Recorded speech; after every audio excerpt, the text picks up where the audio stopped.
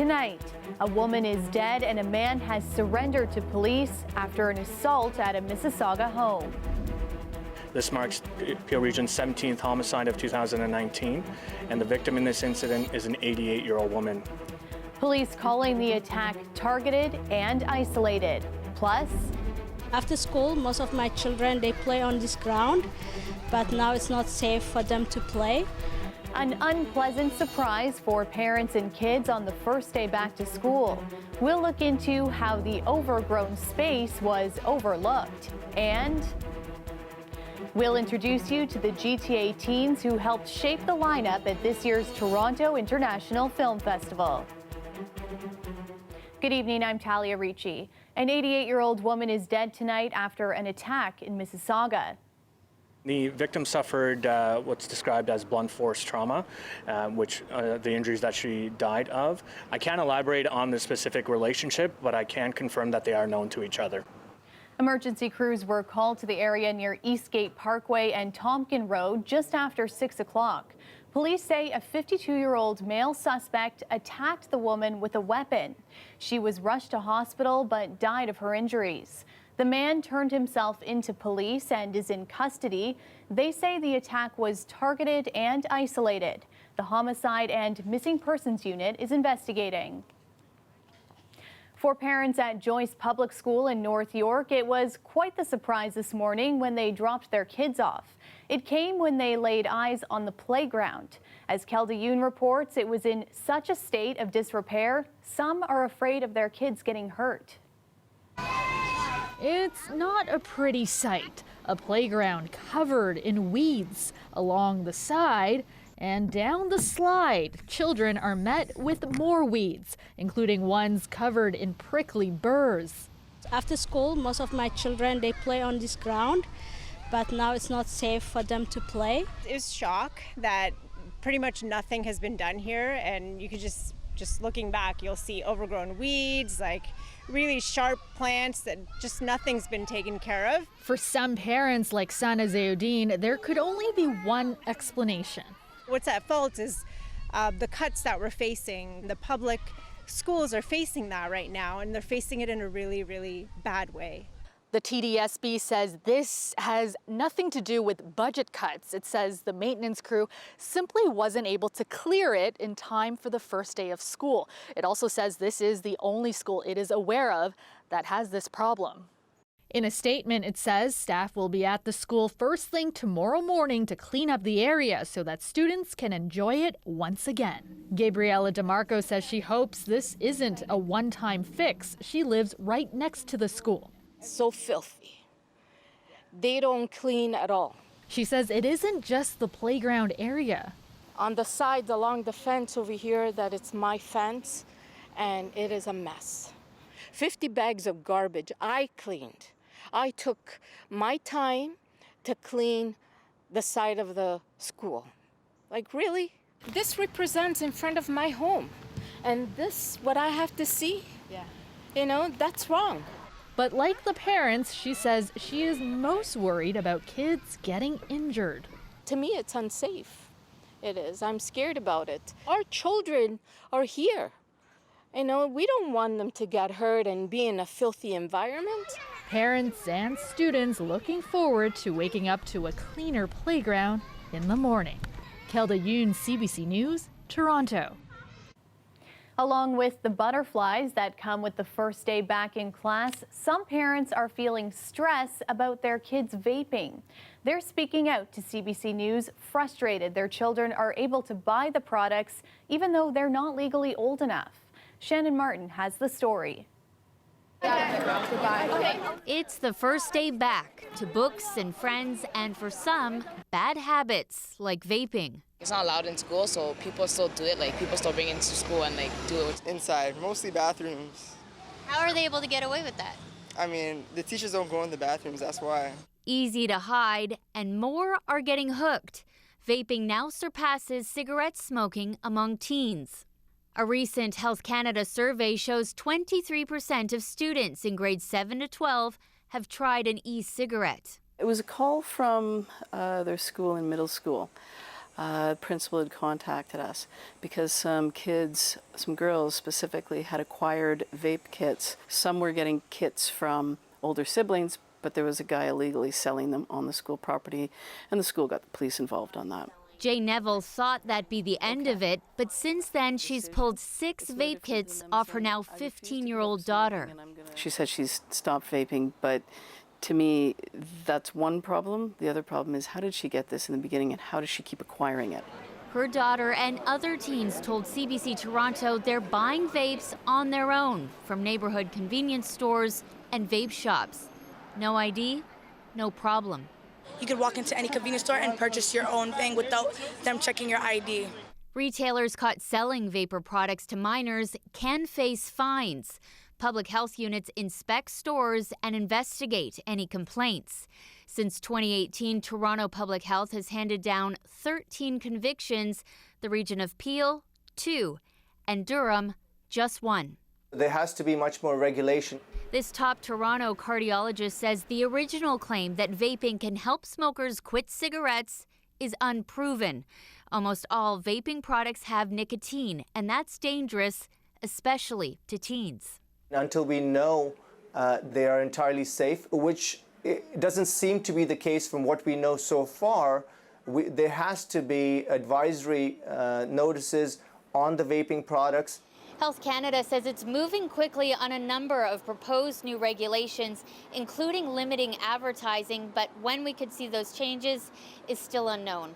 Shannon Martin, CBC News, Toronto. And for the first time this year, the dangers of vaping will be part of the curriculum at TDSB schools. We need to empower kids that they know the dangers of vaping and what vaping, not only what vaping can lead to, but all the chemicals that are in vaping products. So the more educated they become, therefore the better educated or better decisions that they can make. As early as grade 3, students will learn about the effects of vaping and smoking. When it comes to using vaping products, students aren't permitted to vape within 20 meters of school grounds.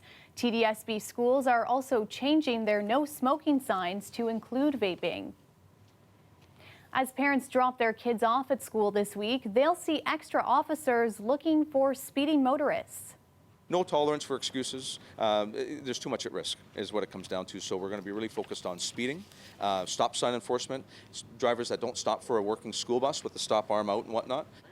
Toronto Police Traffic Services is looking to send a strong message to drivers to slow down, especially in school zones.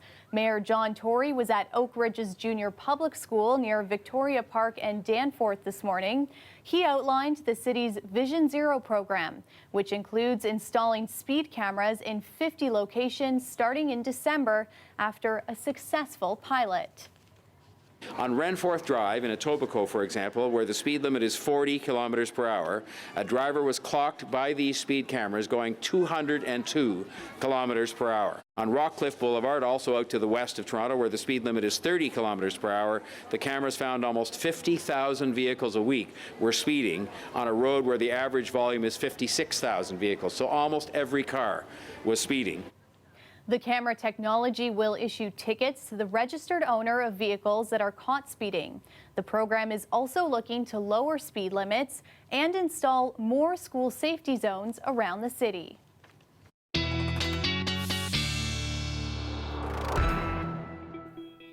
Meteorologist Colette Kennedy joins us now for a first look at our forecast, and it wasn't quite the perfect day for the first day back to school.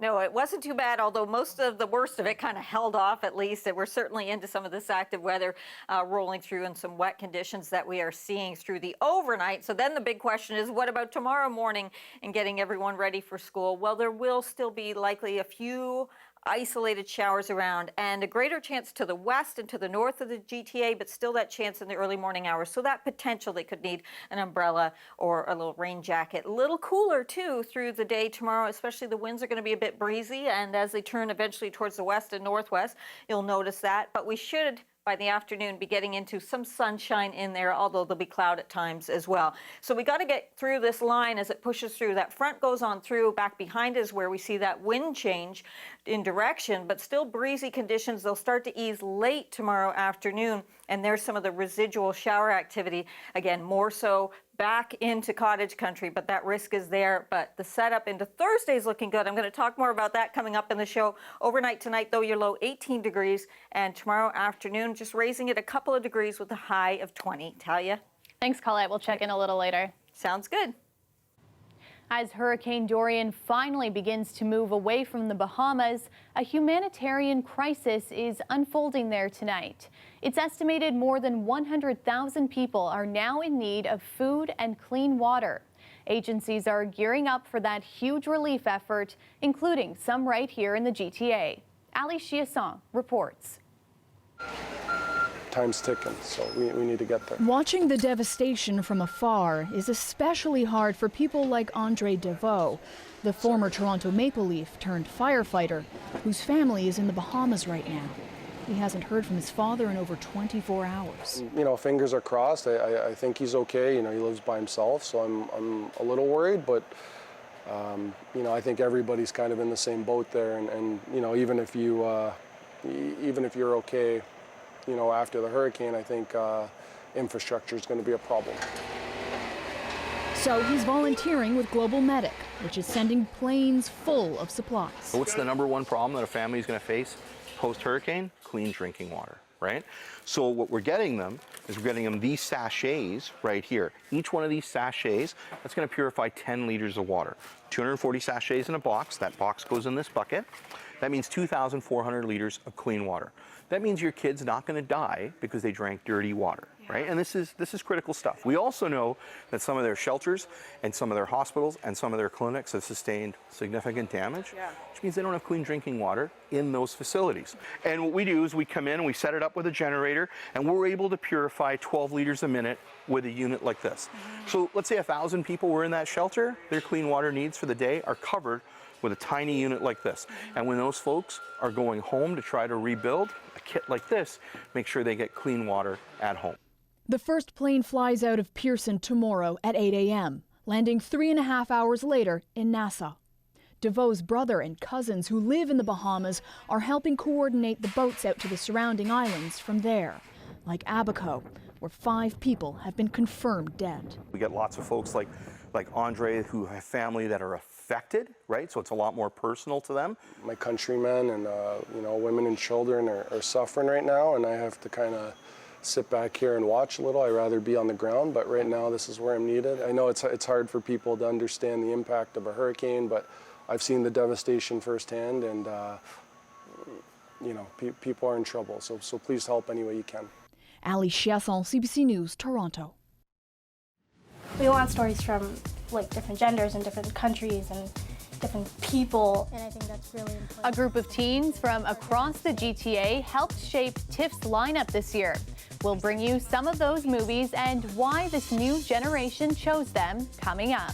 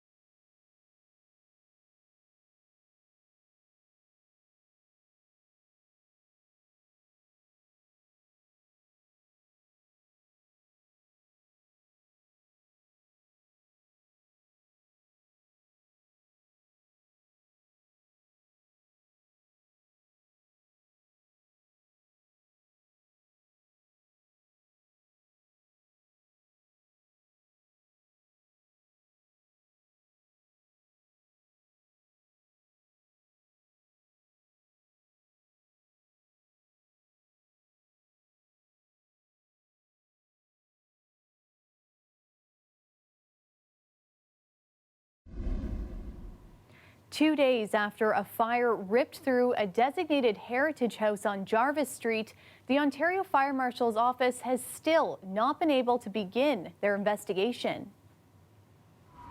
This was Sunday night as a massive blaze ripped through a house at 314 Jarvis Street. And now, after more than 150 years at this location, the house may be too damaged to save. It's so severe, the Ontario Fire Marshal has still not been able to get inside to start the investigation. We've had collapse of the ceiling. The walls have collapsed into the structure. All that needs to be removed for us to go in. They also can't do anything until engineers from the city's Heritage Preservation Department arrive.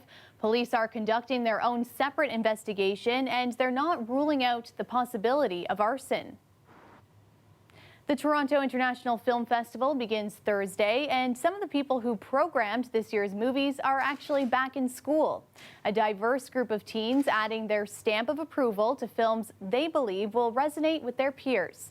Taylor Simmons sat down with a few of them.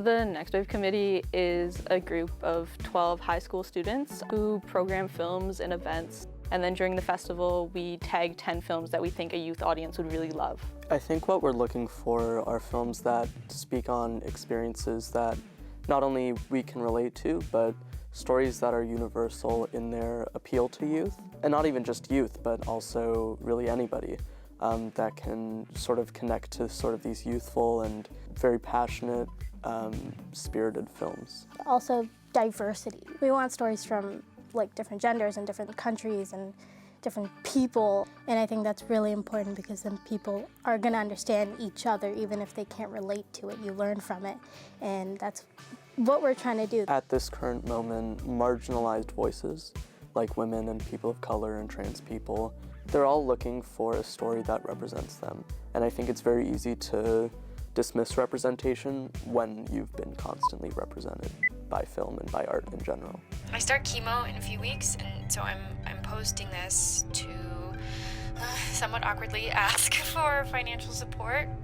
I'm Calvin Thomas. And I'm Yona Lewis. And we wrote and directed White Lie. The idea that a group of 12 high school students watched our film, found something in it, connected to it, related to it, and wanted to share it with other people their age is very exciting for us. This has been really tough, but I am so ready to fight back. White Lie is about a young woman who's faking cancer to defraud people. That's really what it's about. And why is this a subject that you guys wanted to dive into? We came to the idea of doing a character who chooses to fake cancer by just hearing real life cases. Something that was shocking. I don't think we could have come up with the idea on our own because I don't think people would have believed it. Why do you think it connected with people who are 15 to 18? The film is about a young person. She's in university. And the film obviously deals with this, social media, technology, all these things, and the way in which that affects our lives and society at large. And so I think it makes sense that they found something that spoke to them, spoke to their lives in this movie. All of us together just had a really strong reaction to it where we were all very deeply impacted in some way. That you have this female protagonist who is strong and independent but isn't always likable. As a young woman, it's really nice to see like on screen and have a more public appearance that like you don't always have to be liked and you don't always have to do the right thing, but you can still grow from that. People just are more comfortable seeing themselves on screen, and then they'll be more comfortable with themselves. That's our big goal, to just help people understand others' perspectives. I've been on a quest to document the dialects of Ontario for about the last 10 to 12 years. And it's a quest that has led this professor to try and get the Ontario meaning of words like bush party in the dictionary. We'll bring you that story coming up.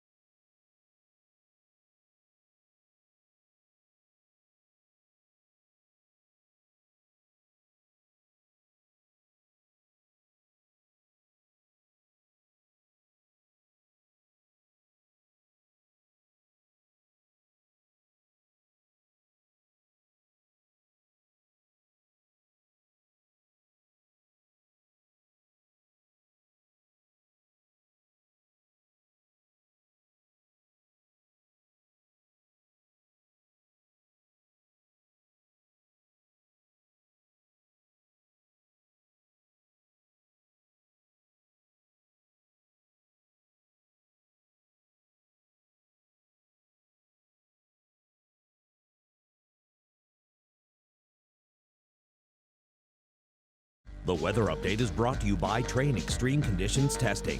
It's hard to stop a train, really hard. Train, the most reliable heating and cooling brand.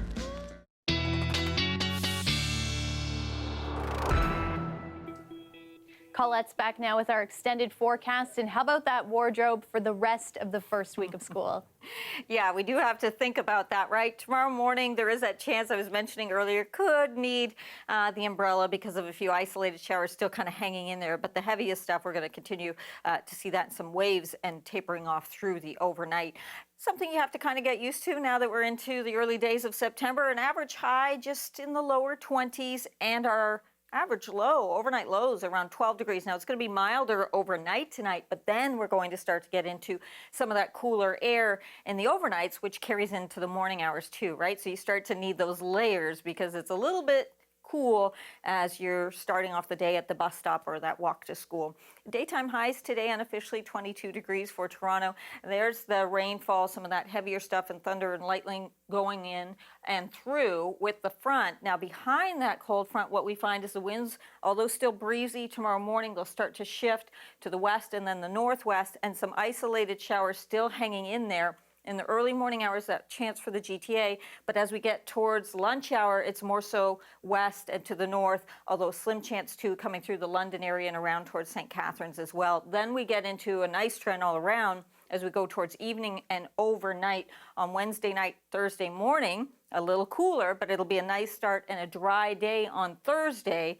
The next chance you might need those umbrellas is going to be into Friday. So let's get through tonight. Some of these stronger winds, again, just as that front's coming through, it really gives that push, and we're going to see those even through the overnight, over 50 kilometers an hour, then easing a bit tomorrow morning, but it is still going to be a breezy start to the day, changing towards the west as we get into the afternoon hours, and then finally coming down again as we get towards tomorrow evening. So you're going to notice that you're going to need to hang on to things, the umbrella, the hat, whatever it is you have with you.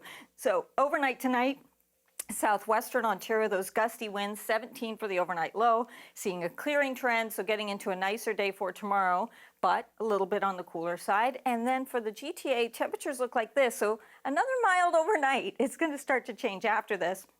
Highs into tomorrow afternoon of 19 to 21 degrees, but at least seeing the sun coming back out.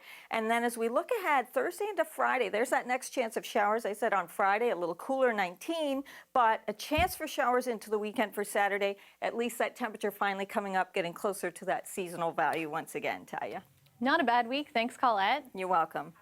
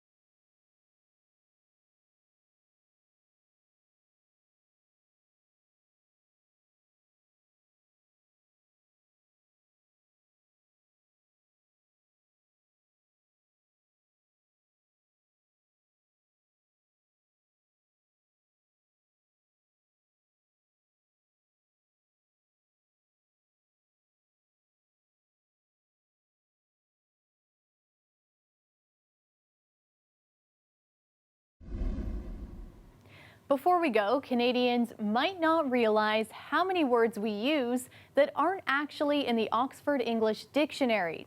Now, a Toronto prof hopes to change that after spending a decade studying Canadian slang. Hi, my name's Sally Teglamonte, and I'm a linguist at the University of Toronto. I've been on a quest to document the dialects of Ontario for about the last 10 to 12 years.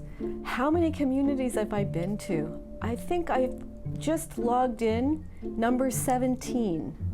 Every community that I go to has its own story, has its own words, has its own local expressions. One of the first words I discovered that I had no idea would come up is the word soaker. What's a soaker? It's what happens when you step in a puddle and your foot gets wet. And a very important word in Ontario, at least in some parts, is the May Run. And that's the May 24th weekend, where you go on a run of drinking, carousing, jumping in the lake, etc. And another one is slimes. Sounds awful, but what is it? It's what's left of an Ontario lake after a mine has dumped all the muck from the mine into the lake. Another word is bush party. That's where you have a party down a dirt road as far away from parents as you can get, open the trunk, pull out the beer, sit down in and have a party. But how many Canadian words are there in the Oxford English Dictionary? There are precisely 260 Canadian words. So where is Canadian English in the Oxford English Dictionary? And so it occurred to me that maybe what I could do is talk to the chief editor and say, hey, how about we get together and put some more Canadian words into the Oxford English Dictionary? And that's our show for you tonight. Thanks for watching. Remember, you can get caught up on news anytime. Just head to cbcnews.ca. Good night.